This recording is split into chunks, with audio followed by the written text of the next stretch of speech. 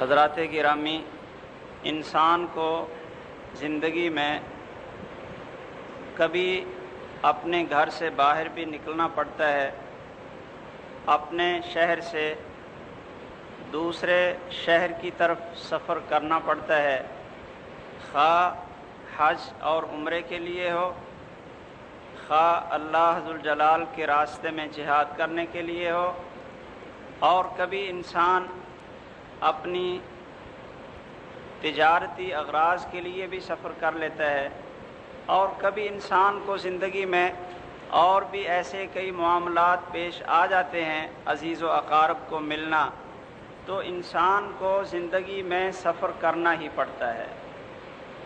آئیے اس خطبے میں اس چیز پہ غور کریں کہ ایک مسلمان ہونے کی حیثیت سے اور محمد الرسول اللہ صلی اللہ علیہ وسلم کے متبع اور آپ پر ایمان لانے کی حیثیت سے ہمارا کچھ فرض بنتا ہے کہ جو تعلیمات رسول اکرم صلی اللہ علیہ وسلم نے آداب سفر کے سلسلے میں اپنے ماننے والوں کو دی ہیں ان کو سامنے رکھا جائے، ورنہ تجارت کے لیے اور بھی اپنے اغراض کے لیے تو کافر بھی سفر کر لیتے ہیں، ان کے اپنے اپنے مقاصد ہوتے ہیں، لیکن ایک مسلمان کا امتیاز یہ ہے کہ وہ سفر کے اندر بھی ان تعلیمات اور آداب کو سامنے رکھے جو محمد الرسول اللہ صلی اللہ علیہ وسلم نے ان کو سکھائے ہیں،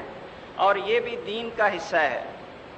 آداب سفر احادیث کی کتابوں کے اندر پوری تفصیل کے ساتھ موجود ہیں، اور یہ بھی رسول اکرم صلی اللہ علیہ وسلم کی سنت اور اللہ ذوالجلال کے دین کا حصہ ہے۔ اس لیے آپ بھائی سب سے پہلے تو یہ سمجھ لیں کہ سفر سے ہمیں ایک نصیحت حاصل کرنی چاہیے اور ایک عبرت حاصل کرنی چاہیے۔ آپ حضرات جانتے ہیں کہ جب کہیں سفر کرنا ہو تو راستے کے مطابق اور جتنے دن ٹھہرنا ہو اس کے مطابق ہم تیاری کرتے ہیں۔ سفر اگر قریب ہے تو ہمیں زیادہ چیزیں اٹھانے کی ضرورت نہیں ہوتی، اور اگر ہم نے وہاں اپنی منزل پہ تھوڑی دیر ٹھہرنا ہو، چند منٹوں کے لیے یا چند گھنٹوں کے لیے ٹھہرنا ہو، تو پھر ہماری تیاری اور طرح کی ہوتی ہے۔ ہم اپنی جیب کو بوجھل نہیں بناتے اور اپنے بیگ کو بھی بوجھل نہیں بناتے، یہ سمجھتے ہیں کہ جلدی واپس آ ہی جانا ہے، اتنی چیزیں اٹھانے کی ضرورت نہیں ہے۔ اور بھائیو، آپ جانتے ہیں کہ اگر سفر مشکل ہو اور جہاں ٹھہرنا ہے وہاں زیادہ دن ٹھہرنا ہو تو پھر آدمی اس کے مطابق تیاری کرتا ہے۔ اس حقیقت کو سامنے رکھتے ہوئے ہمیں ہر وقت یہ سوچنا چاہیے کہ ہم ایک ایسے سفر کے راہی ہیں، اللہ ذوالجلال نے ہمیں پیدا کر کے ایک ایسے سفر پہ ڈال دیا ہے جو بڑا ہی مشکل اور کٹھن سفر ہے، اور اتنی لمبی منزل ہے کہ پھر وہاں سے واپس نہیں آنا۔ یہ ہماری زندگی ایک سفر کی زندگی ہے۔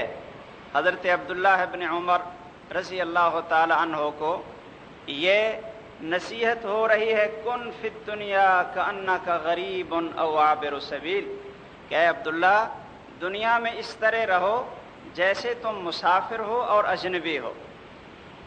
مسافر ہو اور اجنبی ہو۔ میرے بھائیوں، ہم نے چند دن رہنا ہو تو بڑی تیاری کرتے ہیں، لیکن جہاں ہمیشہ ہمیشہ کے لیے رہنا ہے، آخرت کا دن، اور جس کا نتیجہ یا جہنم ہے اور یا اللہ ذوالجلال کی جنت ہے، وہاں سے پھر واپس نہیں آنا۔ اور اس کے لیے تیاری کیا ہے؟ وہ دین کی پابندی ہے، نیک اعمال ہیں، رسول اکرم صلی اللہ علیہ وسلم کی سنت کے ساتھ محبت ہے، نیکیاں ہیں، صحیح عقیدہ ہے، ایمان ہے، عمل صالح ہے۔ یہ وہ تیاری ہے جو دنیا میں ہم کریں تاکہ آخرت میں ہمیں ساری مخلوق کے سامنے رسوا نہ ہونا پڑے۔ میرے بھائیوں، سفر کرنے سے پہلے آپ سوچ لیا کریں کہ جس مقصد کے لیے آپ گھر سے نکل رہے ہیں، اسلام اس کی اجازت آپ کو دیتا ہے یا نہیں دیتا؟ انسان گھر سے چوری کے لیے بھی نکل سکتا ہے اور برائی کے لیے بھی نکل سکتا ہے، کسی بھائی کے ساتھ زیادتی اور ظلم کرنے کے لیے بھی نکل سکتا ہے، کسی کا مال ہڑپ کرنے کے لیے بھی گھر سے نکل سکتا ہے۔ گھر سے نکلنا یہ اچھے کام کے لیے بھی ہو سکتا ہے اور برے کام کے لیے بھی ہو سکتا ہے۔ پہلے سوچ لیا کریں، اگر آپ اچھے کام کے لیے نکل رہے ہیں تو آپ کا نکلنا بڑا مبارک ہے، اور اگر آپ اپنے گھر سے قدم اور شہر سے باہر نکل رہے ہیں کسی برے کام کے لیے تو پھر یہ بڑا ہی منحوس اور بہت ہی قابل افسوس ہے۔ محمد الرسول اللہ صلی اللہ علیہ وسلم فرماتے ہیں، آدمی جب اپنے گھر سے نکلتا ہے تو اس کے دروازے پر ایک تو اللہ کی رحمت کا فرشتہ جھنڈا لے کر کھڑا ہوتا ہے اور دوسرا شیطان جھنڈا لے کر کھڑا ہوتا ہے۔ آدمی جب اپنے گھر سے اچھے کام کے لیے نکلتا ہے، جائز کام کے لیے نکلتا ہے، تو فرشتہ اس کے ساتھ ہو جاتا ہے اور اس کے سر پہ جھنڈا لہراتا رہتا ہے جب تک وہ آدمی گھر سے واپس نہیں آتا۔ فرشتے کے جھنڈے کے سائے میں سارے کام کرتا رہتا ہے۔ کیا معنی؟ اللہ کی رحمت، اللہ کی معیت، فرشتے کی دعائیں اور فرشتے کا اچھا سفر اس کے شامل حال رہتا ہے۔ اور جب آدمی برے کام کی نیت سے گھر سے نکلتا ہے تو پھر شیطان اس کے ساتھ ہو جاتا ہے، شیطان کا جھنڈا بھی اس کے ساتھ ساتھ ہے۔ جب تک وہ کام چھوڑ کر گھر میں نہیں آتا، شیطان کے جھنڈے کے ساتھ اس کو بلند کر رہا ہوتا ہے اور اسی کی رہنمائی اور قیادت میں چل رہا ہوتا ہے۔ کون شخص یہ چاہتا ہے کہ وہ گھر سے نکلے اور شیطان جھنڈا لیے اس کے ساتھ ہو رہا ہو؟ اور کون نہیں چاہتا کہ وہ گھر سے نکلے، اللہ کی رحمت کے فرشتے بھی اس کے ساتھ ہوں اور اس رحمت کے جھنڈے کے سائے تلے وہ اپنے کاموں کو سر انجام دے رہا ہو اور اسی بابرکت سفر سے گھر میں واپس آ جائے۔ اس لیے گھر سے نکلتے ہوئے سوچ لیں وہ کام جس کی شریعت نے آپ کو اجازت دی ہے آپ ضرور نکلیں، اور اگر ایسا کام جس سے اللہ نے روک دیا ہے، اللہ کے پیارے محبوب محمد کریم صلی اللہ علیہ وسلم نے روک دیا ہے، تو بھائیو آپ بھی اس کام کی طرف نکلنے سے پہلے ہی رک جائیں۔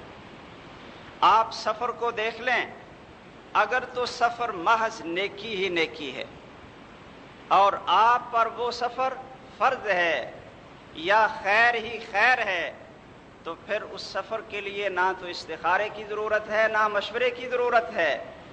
آپ عمرے کے لیے جانا چاہتے ہیں، آپ حج کرنے کے لیے جانا چاہتے ہیں، آپ علم کو حاصل کرنے کے لیے سفر کرنا چاہتے ہیں، آپ جہاد کرنے کے لیے سفر کرنا چاہتے ہیں، تو مشورے اور استخارے کی ضرورت نہیں، کیونکہ یہ کام خیر ہی خیر ہے، نیکی ہی نیکی ہے، اس میں اللہ کی رضا ہی رضا ہے۔ اور بھائیو اگر برا کام ہے تو اس کے لیے مشورہ اور استخارہ یہ تو ڈبل جرم ہو جائے گا۔ ہاں اگر کام ایسا ہے کہ اس میں خیر کا پہلو بھی ہو سکتا ہے اور آپ کے لیے شر کا پہلو بھی ہو سکتا ہے، آپ کسی تجارت کے لیے سفر کرنا چاہتے ہیں، کسی چیز کا سودا کرنا ہے، پتہ نہیں آپ کے لیے یہ گھاٹے کا سودا ہوگا کہ نفع کا سودا ہوگا، کوئی پتہ نہیں۔ جو اس طرح کا سفر ہو جس میں دونوں احتمال موجود ہوں، تو پھر کسی عالم سے، نیک آدمی سے، سمجھدار سے مشورہ کر لینا یہ باعث برکت ہوتا ہے، اور اسی طرح اللہ ذوالجلال سے مشورہ لے لینا یہ تو خیر ہی خیر ہے۔ ممکن ہے آپ یہ کہیں کہ اللہ سے ہم کیسے مشورہ لیں؟ میرے بھائیو اس کا طریقہ محمد الرسول اللہ صلی اللہ علیہ وسلم نے ہمیں بتایا۔ آپ فرماتے ہیں اذا ہم احدکم امرا، جب تم میں سے کوئی شخص کسی کام کا ارادہ کرے، کسی کام کا ارادہ کرے تو کیا کرے؟ فلیصلی رکعتین، 2 رکعتیں نماز ادا کرے۔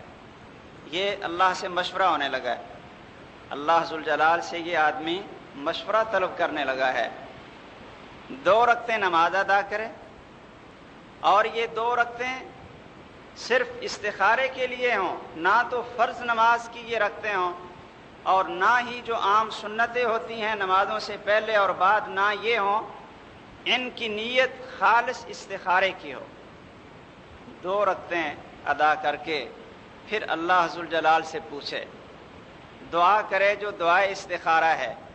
استخارہ کا لفظی معنی ہے طلب الخیر، کہ اللہ سے خیر کو طلب کرنا۔ بھائیو، کون شخص یہ دعویٰ کر سکتا ہے کہ اگر میں یہ کام کر لوں گا تو اس میں ضرور خیر ہے؟ کئی دفعہ پڑھا لکھا آدمی، بڑا تجربہ کار آدمی، سمجھدار ہوتا ہے، ساری زندگی اس کام میں اس کی گزر جاتی ہے، لیکن ایسا کام کر بیٹھتا ہے کہ اس کی جو پونجی ہے وہ بھی برباد ہو جاتی ہے، اس کی عزت بھی برباد ہو جاتی ہے۔ نہ انسان کی عقل کام آتی ہے، نہ اس کا تجربہ کام آتا ہے، اور نہ اس کا علم ہی اس کو فائدہ پہنچاتا ہے۔ اس لیے بہتر ہے کہ اللہ سے پوچھیں۔ اور کیا کہیں 2 رکعتیں نماز پڑھنے کے بعد؟ آپ کہیں اللہم انی استخیرک بعلمک واستقدرک بقدرتک واسألک من فضلک العظیم۔ اے اللہ، میں آپ سے خیر طلب کرتا ہوں آپ کے علم کے ساتھ۔ اب بھائیو، اللہ کا علم نعوذ باللہ یہ غلط ہو سکتا ہے، یا اس میں کوئی کمی آ سکتی ہے، کوئی کوتاہی آ سکتی ہے۔ ایک چیز کو اللہ ذوالجلال نے آپ کے لیے اچھا سمجھا ہے، اس خیر کو آپ کے لیے اللہ ذوالجلال نے اس میں اچھائی دیکھی ہے، تو کیا انسان کے لیے اس میں شر اور برائی ہو سکتی؟ تو پھر اللہ سے کہیں، جس کا علم کامل ہے، اکمل ہے، جس کے اندر کوئی تبدیلی نہیں ہو سکتی، جو غلط نہیں ہو سکتا، جس میں خطا نہیں ہو سکتی، اللہ سے پوچھیں، اے اللہ، میں آپ سے خیر طلب کرتا ہوں آپ کے علم کے ساتھ، اور آپ سے قدرت طلب کرتا ہوں، میں کمزور ہوں، یہ کام اپنی صلاحیت اور لیاقت کے بل بوتے پر نہیں کر سکتا۔ استقدرک بقدرتک، تو قادر ہے، تیری قدرت کاملہ ہے، اس تیری قدرت کے ساتھ میں تجھ سے طاقت طلب کرتا ہوں اور تیرے عظیم فضل کا سوال کرتا ہوں۔ فَإِنَّكَ تَقْدِرُ وَلَا أَقْدِرُ وَتَعْلَمُ وَلَا أَعْلَمُ وَأَنْتَ عَلَّامُ الْغُيُوبِ، تو قادر ہے، میں کمزور ہوں، تو جانتا ہے، میں کچھ نہیں جانتا، اور تو غیب کو جاننے والا ہے۔ اے اللہ، اگر اس کام کے اندر میرے لیے بھلائی ہے تو اس کو آسان کر دے، اور اگر اس کام کے اندر میرے لیے شر ہے اس کو مجھ سے دور کر دے۔ یہ دعا آدمی کرے، پھر نیوٹرل ہو کر، بالکل اپنے ذہن کو فارغ کر کے یہ دعا کرے۔ ایسا نہ ہو کہ پہلے ذہن ایک طرف لگایا ہوا ہو کہ میں نے کرنا یہ ہے، تو پھر استخارہ کرتا پھرے۔ آدمی کو چاہیے کہ بالکل صاف ذہن ہو کر، فارغ البال ہو کر اللہ سے پوچھے کہ اللہ، جو تو میری رہنمائی کرے گا، جس طرف میرے دل کو پھیر دے گا، میں وہ کام کروں۔ تو بھائیو، اللہ ذوالجلال اس دعا کو قبول کر لیں اور آپ کی رہنمائی کر دیں۔ رہنمائی خواب کے ذریعے کریں، یہ بھی ممکن ہے۔ خواب میں آپ نہ کچھ دیکھیں، لیکن آپ کے دل کی توجہ، دل کی رغبت اس طرف مڑ جائے، تو اس میں اللہ کے فضل و کرم سے اس میں خیر ہوگی۔ کئی دفعہ ایسا بھی ہوتا ہے کہ کام کے اسباب سامنے ہوتے ہیں لیکن کام نہیں ہوتا۔ آدمی سوچتا ہے کہ پتہ نہیں کیا ہوا، بالکل ہر چیز میرے پاس تھی، میں جا سکتا تھا، گاڑی گھر کے سامنے آ گئی تھی، ہر چیز تھی، لیکن پتہ نہیں اچانک کوئی اور کام پڑ گیا اور یہ کام جو ہے نا مجھ سے رہ گیا۔ یہ اللہ ذوالجلال نے ممکن ہے کہ آپ کے لیے کوئی ایسا سبب پیدا کر دیا کہ اس کام سے آپ رہ گئے، اور آپ کا رہ جانا شاید اسی میں خیر ہے جو اللہ ذوالجلال جانتے ہیں، ہم نہیں جانتے۔ تو بہرحال ایک مشورہ تو نیک علماء اور سمجھدار صحیح لوگ، ان سے مشورہ، اور دوسرا مشورہ اللہ ذوالجلال سے، تو پھر انسان خطا نہیں کھاتا ہے، اللہ اس کی دعا کو قبول کر لے تو اس میں خیر ہی خیر ہوتی ہے۔ بھائیو، اسی طرح سفر کے سلسلے میں آپ یہ بھی ذہن میں رکھیں کہ اگر ہو سکے، ویسے تو ایمرجنسی جب آدمی کو نکلنا پڑتا ہے تو پھر آدمی دن کا تعین نہیں کر سکتا کہ میں کس دن سفر کروں، لیکن اگر اختیار ہو، آپ سفر 1-2 دن لیٹ بھی کر سکتے ہیں، پہلے بھی کر سکتے ہیں، تو پھر آدمی کو چاہیے کہ جمعرات کو سفر کرنا پسند کرے۔ جمعرات کے دن سفر کو زیادہ پسند کرے۔ حضرت انس رضی اللہ تعالیٰ عنہ فرماتے ہیں کہ رسول اکرم صلی اللہ علیہ وسلم نے جب کوئی جہادی قافلہ بھی بھیجنا ہوتا تھا، خود بھی نکلنا ہوتا تھا، تو آپ یہ زیادہ پسند کرتے تھے کہ جمعرات کو نکلیں۔ غزوہ تبوک کا سفر بھی رسول اکرم صلی اللہ علیہ وسلم نے جمعرات کو کیا ہے، بلکہ صحیح بخاری کے الفاظ میں تو وہ یہ فرماتے ہیں کہ آپ جمعرات کے علاوہ سفر کے لیے نکلتے ہی نہیں تھے۔ اس لیے آدمی کو چاہیے کہ اگر کوئی ایمرجنسی نہیں ہے تو پھر بہتر یہ ہے کہ کسی بھی کام کی غرض سے اگر اس نے سفر کرنا ہے تو جمعرات کے دن سفر کو ترجیح دی جائے۔ اور جمعے کے دن سفر کرنا یہ کوئی ممنوع نہیں ہے۔ عام لوگوں میں کئی دفعہ یہ ذہن بھی آ جاتا ہے کہ جمعے کے دن سفر کرنا حرام ہے۔ ایسی کوئی بات نہیں ہے، سارے دن اللہ کے ہیں، آپ سارے دنوں میں سفر کر سکتے ہیں، لیکن جمعرات کے دن سفر کرنا یہ زیادہ افضل، سنت اور مستحب ہے۔ اس میں انسان کو اجر بھی ملے گا جب اس کی یہ نیت ہو کہ میں رسول اکرم صلی اللہ علیہ وسلم کی سنت کو سامنے رکھ کر جا رہا۔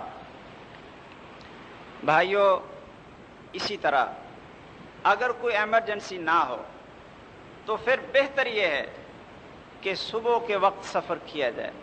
صبح فجر کی نماز کے بعد، جس کو بکرا کہتے ہیں، تبکیر، صبح سفر کیا جائے، اس میں برکت بھی ہوتی ہے، اللہ کی رحمت بھی شامل حال ہوتی ہے، اور اس کی دلیل رسول اکرم صلی اللہ علیہ وسلم کی حدیث ہے۔ صحابی کہتے ہیں کہ آپ صبح کے وقت فجر کی نماز کے بعد دن کے پہلے حصے میں سفر کو پسند کرتے تھے، اور جہادی قافلے بھی دن کے پہلے حصے میں روانہ کرتے تھے۔ جب لشکر بھیجتے یا خود کسی کام کے لیے نکلتے تو دن کے پہلے حصے میں رسول اکرم صلی اللہ علیہ وسلم سفر کرتے، اور آپ کی یہ دعا تھی، اللہم بارک لامتی فی بکورہا، اے اللہ میری امت کے صبح والے کاموں میں برکت فرما، میری امت کی صبح میں برکت فرما۔ حضرت صخر رضی اللہ تعالیٰ عنہ کہتے ہیں کہ میں نے آپ کی یہ دعا سن کر اپنی کیا روٹین بنا لی کہ جب بھی تجارتی قافلہ بھیجنا ہوتا تھا یا غلاموں کو خرید و فروخت کے لیے بھیجنا ہوتا تھا تو میں ان سے کہتا کہ صبح نکل جاؤ، اور جو بھی معاملہ کرنا ہے، تجارت کرنی ہے، سودا کرنا ہے، صبح ہی کر لو۔ رسول اکرم صلی اللہ علیہ وسلم نے برکت کی دعا کی ہے۔ تو اس کا نتیجہ کیا ہوا؟ حضرت صخر رضی اللہ تعالیٰ عنہ فرماتے ہیں کہ پھر اللہ عز الجلال نے مجھے بڑی دولت دی، بڑی برکت فرمائی۔ جب میں نے اس فرمان پہ عمل کیا تو پھر اللہ عز الجلال نے میری تجارت میں بڑی برکت فرمائی۔ اس لیے بھائیو، صبح کے وقت سفر کو ترجیح دی جائے، اگر ہو سکے تو پھر صبح کے وقت سفر اختیار کیا جائے۔ ہاں، اگر کوئی ایمرجنسی ہے تو پھر کسی وقت سفر کرنے کو رسول اکرم صلی اللہ علیہ وسلم نے حرام نہیں قرار دیا۔ ہاں، آپ نے یہ ضرور فرمایا، آپ فرماتے ہیں کہ جب سورج غروب ہو جائے تو سورج غروب ہونے کے متصل بعد اپنے بچوں کو بھی گھروں سے نہ نکلنے دو، اور اپنے جانوروں کو، حیوانوں کو بھی گھروں سے نہ نکلنے دو۔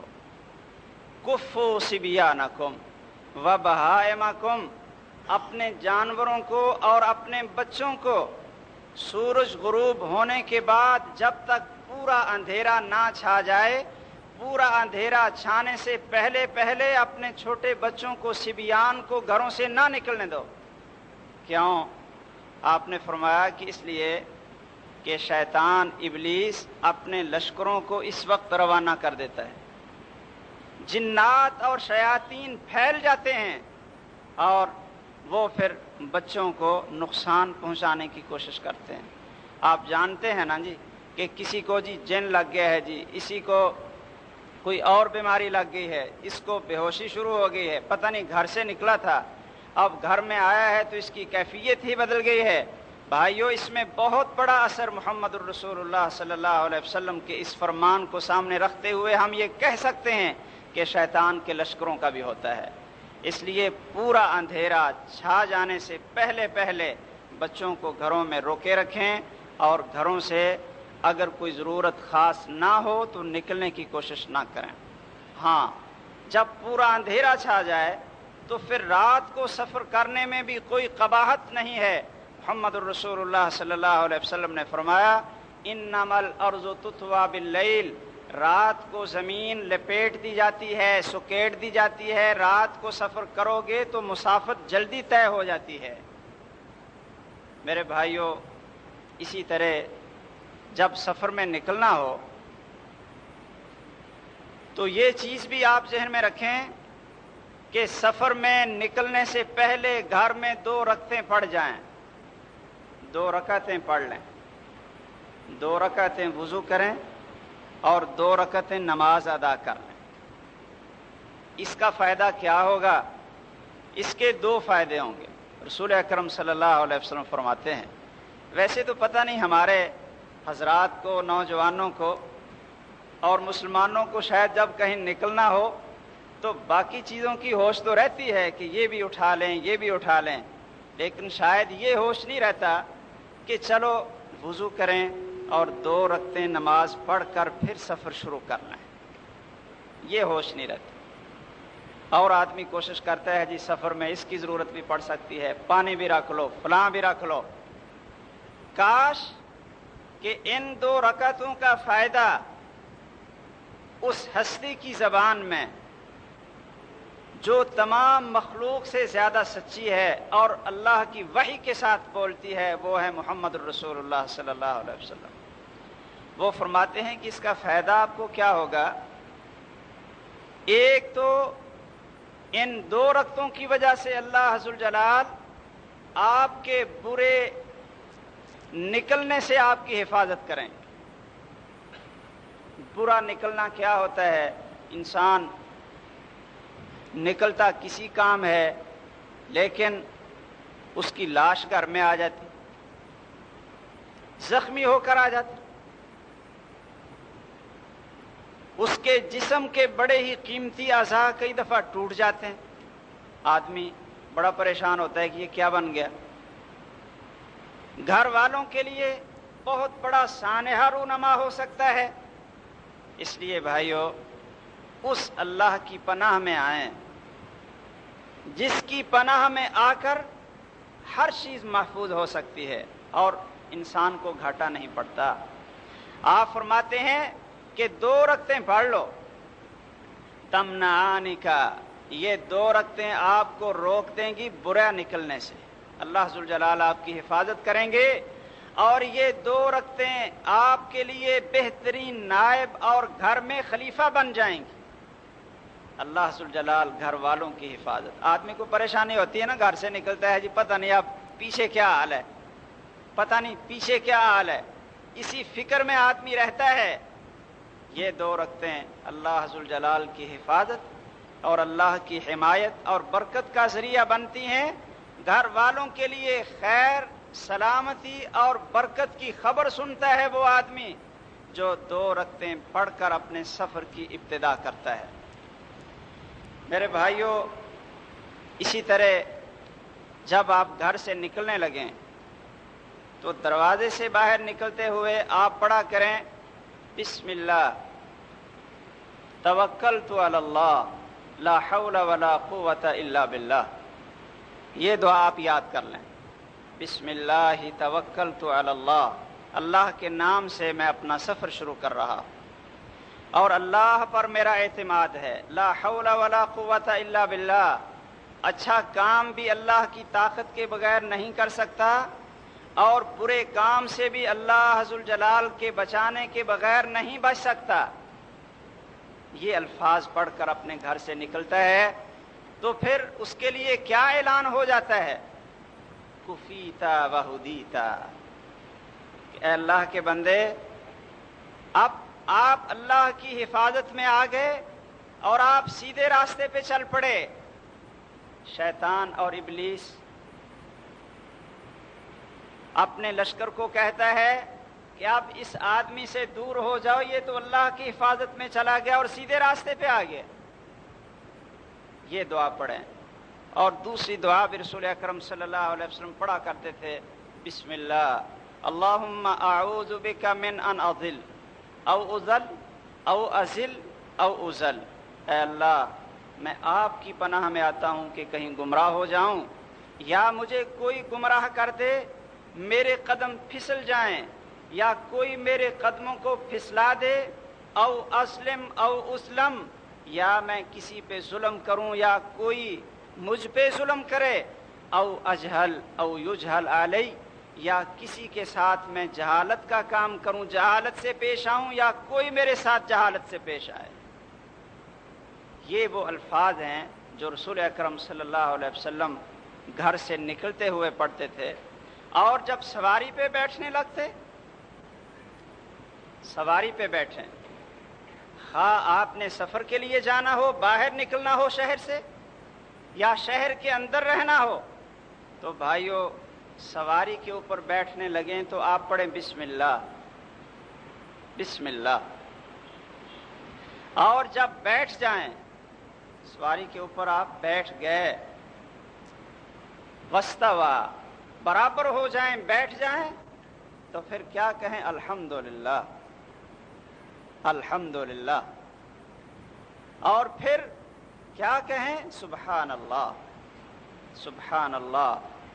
اور 3 دفعہ کہیں اللہ اکبر اللہ اکبر اللہ اکبر. اور پھر وہ دعا پڑھیں جو رسول اکرم صلی اللہ علیہ وسلم نے سکھائی، سبحان الذی سخر لنا ھذا وما كنا له مقرنین وانا الی ربنا لمنقلبون. یہ کس کا سفر ہے؟ مومن کا سفر ہے. یہ سواری پہ کون بیٹھ رہا ہے؟ ایک مسلمان بیٹھ رہا ہے جو ہر وقت یہ ذہن میں رکھتا ہے کہ میرے قائد اور مرشد محمد کریم صلی اللہ علیہ وسلم نے مجھے کیا طریقہ سکھایا ہے، اپنی زندگی کو عبادت بنانے کا طریقہ کیا سکھایا ہے. باقی جو غیر مسلم ہو اس کو تو کوئی ضرورت نہیں ہے کہ وہ رسول اکرم صلی اللہ علیہ وسلم کی تعلیمات کو سامنے رکھے. میرے بھائیوں، اگر میں یہ آپ سے پوچھوں تو شاید آپ محسوس نہیں کریں گے، کیا ہمارے مسلمان جن میں اور آپ حضرات بھی شامل ہیں، کیا ہم ان تعلیمات پہ عمل کرتے ہیں؟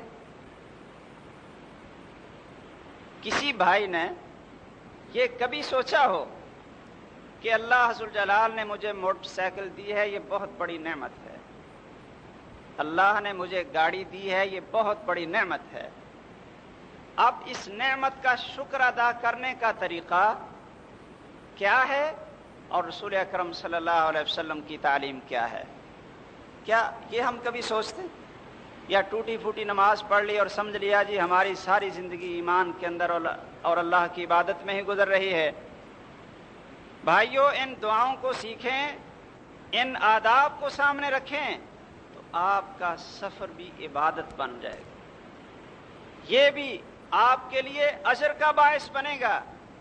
اور پھر یہ تصور رکھتے ہوئے میرا کوئی بھائی اور بزرگ یہ جسارت نہیں کر سکے گا کہ وہ گاڑی میں بیٹھتے ہوئے ساتھ گانے اور بجانے کی کیسٹیں بھی رکھ رہا.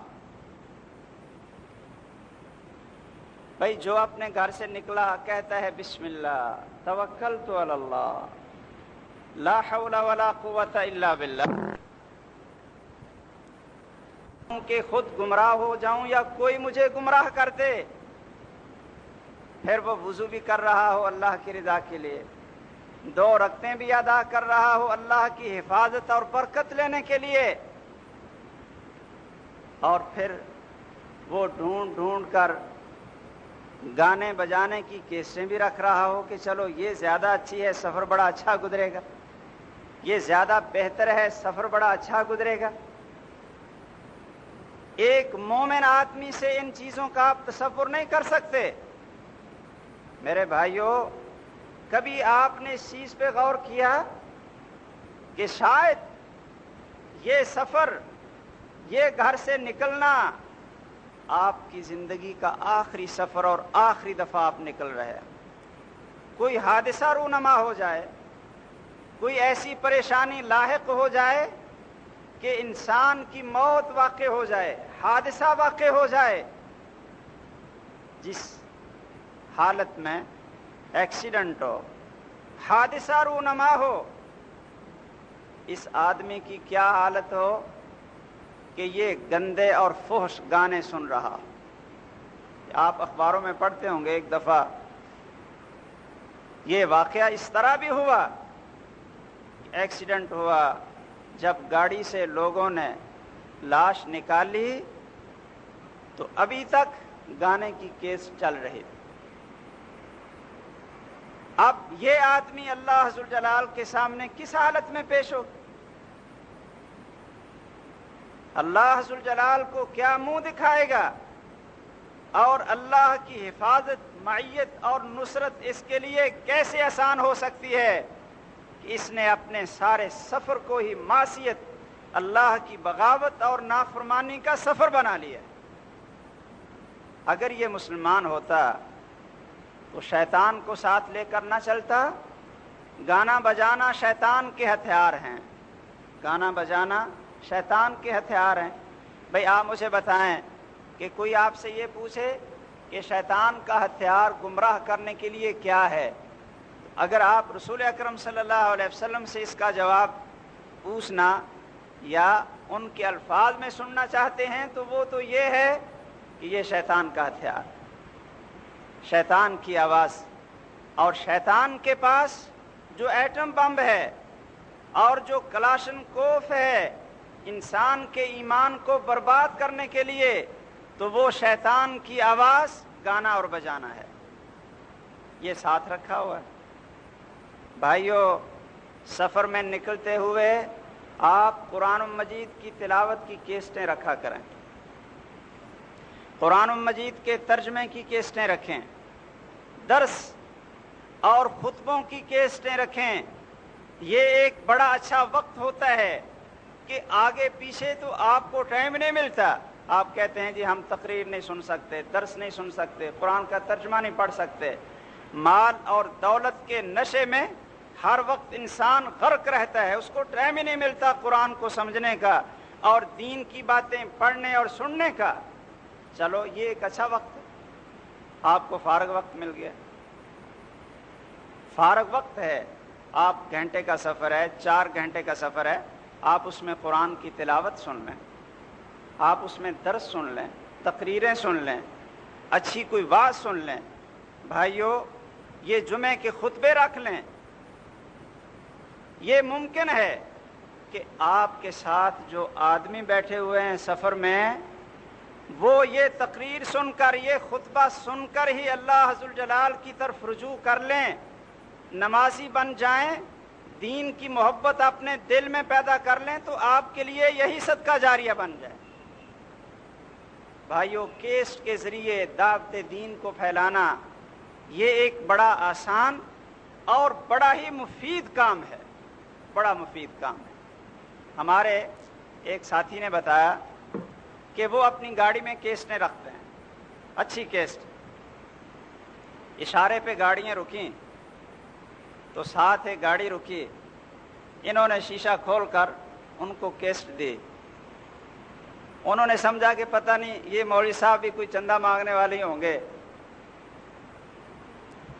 اس نے 10 روپے نکال کر اس کو دیے، اس نے آگے سے 100 روپے نکال کر اس کو دے دی۔ اس آدمی نے کیس خود نہیں سنے، لے گیا گھر لے جا کر رکھ دی، گھر میں بچوں نے سن لی، بیٹے نے سن لی۔ آپ دیکھیں اللہ ذوالجلال نے کس ذریعے اس پورے گھر کی حالت کو بدلا کہ نوجوان سنتا ہے، اس کے دل پہ اثر ہوتا ہے، اپنے بھائیوں کو، بہنوں کو، آخر وہی آدمی جس کو نفرت تھی دینی آواز سننے سے، پورے گھر کے اندر اس طرح تبدیلی آتی ہے کہ جس طرح اس گھر میں نیا اسلام داخل ہو۔ یہ ایک بہت بڑا ذریعہ ہے۔ ہم نے سعودی عرب میں دیکھا کہ وہاں کے نوجوان اور دینی دعوت کا شوق رکھنے والوں نے تو دینی کیسٹوں کے جال پھیلا دی۔ اس لیے بھائیو یہ ایک بہت بڑا ذریعہ ہے، اس میں آدمی کو پڑھنا نہیں پڑتا، پڑھنا مشکل ہوتا ہے، سننا آسان ہوتا ہے۔ پڑھنے کے لیے وقت نکالنا پڑتا ہے، اور پھر آدمی کو پڑھا ہوا بھی ہونا چاہیے۔ پڑھنا مشکل ہے لیکن سننا آسان ہے۔ آدمی 2 گھنٹے کے سفر میں کیسٹ اگر سن لے، اللہ ذوالجلال کی مشیت سے اس میں اثر ہو، تو پھر آدمی کی ساری زندگی بدل سکتی ہے۔ بہرحال آپ جب سفر میں نکلیں ان دعاؤں کا التزام کریں، اور اپنے ساتھ کیا رکھیں؟ اچھے ساتھیوں کا انتخاب کریں، سفر میں اچھے ساتھیوں کا انتخاب کریں، اور اکیلا سفر کرنے کی کوشش نہ کریں۔ بھائیو، رسول اکرم صلی اللہ علیہ وسلم نے آدمی کو اکیلے سفر کرنے سے روکا، اکیلے سفر کرنے سے روکا ہے۔ کیا وجہ ہے؟ آپ بھی جانتے ہیں کہ کئی دفعہ سفر میں کوئی حادثہ ہو جاتا ہے، پیچھے والوں کو کوئی خبر نہیں ہوتی، اس کی لاش بھی گلتی اور سڑتی رہتی ہے، کوئی والی وارث نہیں بنتا، اور پھر وہ آدمی کوئی وصیت بھی نہیں کر سکتا کہ میں نے کسی کا لینا دینا ہے یا نہیں۔ اس لیے رسول اکرم صلی اللہ علیہ وسلم نے اکیلے آدمی کو سفر کرنے سے روکا ہے۔ آپ اپنے ساتھ کسی کو لے کر سفر کریں۔ رسول اکرم صلی اللہ علیہ وسلم فرماتے ہیں، ایک سوار شیطان ہے، 2 ہوں وہ بھی شیطان ہیں، اور 3 ہوں یہ قافلہ ہیں۔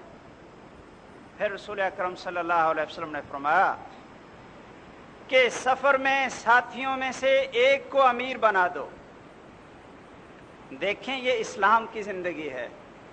بھائیو، ممکن ہے کہ ہمیں ان چیزوں کی سمجھ نہ آئے، اس لیے کہ ہم نے چند چیزوں کو اسلام سمجھ کر اس پر عمل کرنے کی کوشش کر رہے ہیں، باقی جو اسلام کی پوری زندگی ہے اس سے ہم دور ہیں۔ سفر اکیلا نہ کریں، ساتھیوں میں سفر کریں، اور صحیح مسلم کی روایت ہے، رسول اکرم صلی اللہ علیہ وسلم کا آرڈر ہے کہ جب تم 3 آدمی سفر میں ہو تو ایک کو امیر بنا لو۔ اور امیر کس کو بناؤ؟ سفر کا امیر بھی کس کو بناؤ؟ جو سب سے زیادہ قرآن مجید کا پڑھنے والا، قرآن مجید کا جاننے والا ہو۔ آپ ایک قافلہ روانہ کرنے لگے تو ہر نوجوان سے پوچھا کہ تجھے کیا یاد ہے؟ وہ کہتا جی مجھے یہ صورت یاد ہے، یہ صورت یاد ہے۔ چلتے چلتے ایک ایسے نوجوان پہ پہنچے جو عمر میں تو دوسروں سے کم تھا، لیکن اس سے پوچھا کہ آپ کیا جانتے؟ اس نے کہا جی فلاں فلاں صورت مجھے یاد ہے، اور سورۃ البقرہ بھی مجھے آتی ہے، سورۃ البقرہ بھی مجھے آتی ہے۔ آپ نے فرمایا کہ چلو تو ان سب کا امیر، تو ان سب کا مسئول اور امیر ہے، اس لیے کہ تجھے سب سے زیادہ قرآن آتا ہے۔ اس کو آپ امیر بنائیں، جس کو زیادہ قرآن آتا ہوگا نا، سفر میں آپ اس کو امیر بنائیں گے تو وہ سفر کے اندر بھی جو آپ کو زندگی دے گا، جو وقت گزرے گا، وہ قرآن اور سنت کے مطابق گزرے۔ سفر میں جو بھی مرحلہ پیش آئے، امیر آپ کو قرآن اور سنت کے مطابق آپ کی رہنمائی کرے گا۔ اسلام یہ پسند نہیں کرتا کہ انسان کی چھوٹی سی تھوڑی سی زندگی جو سفر میں ہوتی ہے وہ بھی عمارت کے بغیر اور قرآن و سنت کی رہنمائی کے بغیر گزر جائے۔ میرے بھائیو، ہماری تو ساری زندگی قرآن و سنت کی رہنمائی کے بغیر گزر جاتی ہے۔ ہم تو اپنے معاملات میں، جھگڑوں میں اور خرید و فروخت میں، تجارت میں، سیاست میں، کسی بھی چیز میں ہم قرآن و سنت سے پوچھنے کے لیے تیار ہی نہیں ہوتے۔ لیکن اسلام اپنے ماننے والوں سے یہ بھی برداشت نہیں کرتا کہ چھوٹا سا سفر ہو اور وہ بھی کسی قیادت کے بغیر اور قرآن و سنت کی رہنمائی کے بغیر ہو۔ پھر سفر میں جانے والے جو حضرات ہیں، ان کو چاہیے کہ یہ ایک دوسرے کی خدمت کا جذبہ رکھا کریں۔ جو امیر بنایا اس کو چاہیے کہ وہ سب سے بڑا خادم ہو، اور پھر جو سربراہ بنایا وہ پیچھے پیچھے رہے، وہ پیچھے رہے، اور جو دوسرا اس کا قافلے کے لوگ ہیں وہ آگے آگے رہیں۔ بھائی 2-4 گاڑیاں ہیں، ایک امیر ہونا چاہیے، اور امیر کی گاڑی سب سے پیچھے ہو، باقی آگے ہوں، یہ سب سے پیچھے ہو، تاکہ وہ اپنی رعایا کا خیال رکھے کہ کسی کو ضرورت پڑ سکتی ہے، گاڑی کا ٹائر پنچر ہو سکتا ہے، کسی کو کوئی بیمار ہو سکتا ہے، کسی کو اور تکلیف آ سکتی ہے، تاکہ وہ سب کو ملا کر ساتھ لے کر چلے اور سب کی خدمت کر سکے۔ میرے بھائیوں، سفر کے اندر اس چیز کا بھی خیال رکھیں کہ اللہ سے ڈرتے رہیں۔ ایک آدمی آیا رسول اکرم صلی اللہ علیہ وسلم کے پاس، کہنے لگا میں سفر میں جانا چاہتا ہوں، آپ مجھے کوئی نصیحت فرما دیں۔ آپ نے فرمایا علیک بتقوی اللہ والتکبیر علی کل شرف، کہ اللہ کے بندے سفر میں بھی اللہ سے ڈرتے رہنا، اللہ سے ڈرتے رہنا، اور جہاں بھی اونچی جگہ آئے، کوئی ٹیلا آئے، چڑھائی آ جائے، تو وہاں اللہ اکبر کہنا۔ میرے بھائیوں، یہ آداب سامنے رکھ لیں کہ جب بھی اونچی جگہ آئے، چڑھائی کا وقت آئے، تو کیا پڑھیں؟ اللہ اکبر، اللہ اکبر۔ اور جب کسی گھاٹی سے نیچے اترنے کا وقت آئے تو پھر کیا پڑھنا ہے؟ سبحان اللہ، سبحان اللہ، سبحان اللہ۔ اونچی جگہ پہ چڑھیں تو اللہ اکبر، نیچے اترتے آئیں تو کیا پڑھیں؟ سبحان اللہ، سبحان اللہ۔ اور بھائیوں، ان دعاؤں کا بھی آپ ان دعاؤں کو یاد رکھنے کی کوشش کریں کہ جب گھر سے آپ نے نکلنا ہے نا سفر کے لیے، تو ایک تو وہ دعا ہے جو مسافر نے نکلنے والا، اور دوسری وہ دعا ہے جو گھر والوں نے، الوداع کہنے والوں نے مسافر کے لیے پڑھنی ہے۔ یہ دونوں بھی یاد کریں۔ جو گھر والے ہیں، الوداع کہنے والے ہیں، ان کو چاہیے کہ وہ مسافر کا جب ہاتھ پکڑیں اور اس کو الوداع کہنے لگیں تو پڑھیں استودع اللہ دینک و امانتک و خواتیم اعمالک، کہ میں آپ کا دین اور آپ کی امانت اور آپ کے اعمال کا خاتمہ یہ اللہ ذوالجلال کے پاس بطور امانت رکھتا ہوں۔ آپ کو بھی میں اللہ کے پاس امانت رکھتا ہوں، آپ کے دین کو بھی، آپ کی امانت کو بھی، اور خاتمہ اعمال کو بھی میں اللہ کے پاس امانت رکھتا ہوں، اللہ کے سپرد کرتا ہوں۔ آپ بتائیں، جس چیز کو آپ اللہ کے سپرد کر دیں گے اللہ اس کو ضائع کریں گے؟ آدمی اپنی کوئی چیز کسی کو دے دینا کہ یہ میری امانت ہے، سنبھال کر رکھنا، وہ آدمی اس کا خیال رکھتا ہے۔ بھائیو، جو چیز آپ اللہ کے حوالے کر دیں، اللہ کے سپرد کر دیں، تو اللہ اس کو ضائع نہیں کرتے۔ اور جو جانے والا ہے وہ بھی گھر والوں کے لیے یہی دعا پڑھے، استودعکم اللہ الذی لا تضیع ودائعہ، کہ میں بھی تمہیں اللہ کے پاس امانت رکھ کر جا رہا ہوں جس کے پاس امانتیں ضائع نہیں ہوتی۔ میں تمہیں اس اللہ کے پاس امانت رکھ کر جا رہا ہوں جس کے پاس امانتیں ضائع نہیں ہوتی۔ سفر کے یہ آداب آپ حضرات ذہن میں رکھیں، اور بھی احکام باقی ہیں، وہ آئندہ خطبے میں آپ کو بتلائیں گے۔